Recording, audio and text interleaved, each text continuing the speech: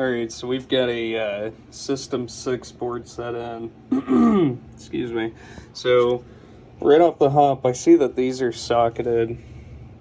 I think these are just maybe factory sockets. I know Williams socketed the PIAs on some of these boards.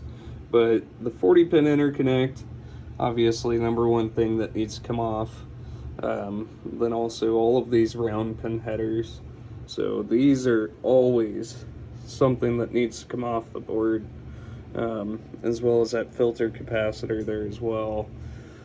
But Williams always used these damn round pin headers, and they're terrible. So we'll get those pulled off of that.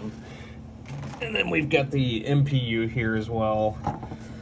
So again, round pin headers here for the interconnect, as well as the displays, power input, and everything else. So the filter capacitor will come off of here as well.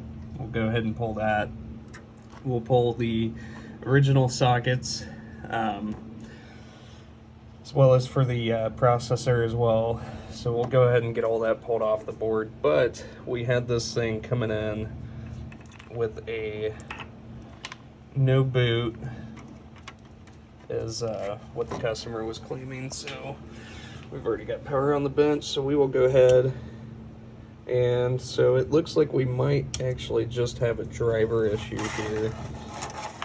That's what I'll do, is go ahead and get this connected.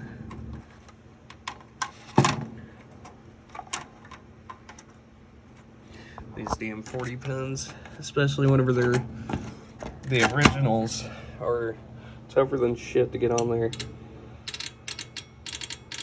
Yeah, we've definitely got a driver board issue there. As you can see, the MPU is booting, and I guarantee it's probably here within the 40 pin interconnect that we're having an issue. But MPU is booting. We're still going to go ahead and pull all the original sockets.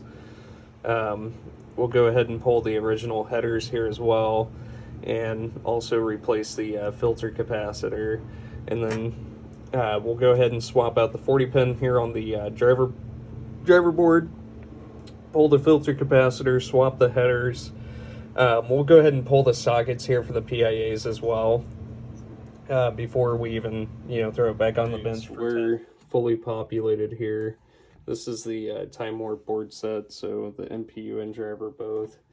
So MPU went ahead and re-socketed both the flipper ROMs, game ROM 6810, the 6808, and then also threw the 5101 into a socket.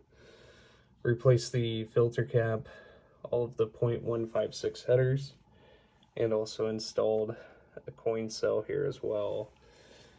Replaced both the male and female interconnect. Replaced all three of the PIA sockets. These were all three Scanbys. Replaced all of the .156 headers. Replaced the 5-volt filter cap. The MOSFETs that were installed were actually installed backwards and had the wrong value of resistor here. So we went ahead and installed the correct value, and then also the other resistor on the other side here. The lamp matrix, we were having an issue. We actually had a bad 2N6427, as well as a bad 7406, or I'm sorry, a 7408. The switch matrix, we did the switch matrix mod, and then we were also having issues with a few of the rows, or we were having issues in the lamp, or in the switch matrix. My god, it's been a long day. And it actually ended up being both of the 4049s were bad, so we went ahead and pulled those and then threw the new ones into a socket. So we will go ahead and get this thing powered up. And I've got my display wires kind of hanging down here in front, but then lamp matrix dancing. The only coin, or the only coil that's locked on is the coin lock out there. So we'll go ahead and throw this thing into test here. Go through the displays and into the lamps. So as you can see, all the lamps are dancing, so that you can see that's from the camera. And we'll go into coils here. So it'll test all 16 of the regular. And the, like I said, coil number 16 is the coin lockout, so that'll actually go out here now. And then the special solenoids. And we'll trigger those by hand as well.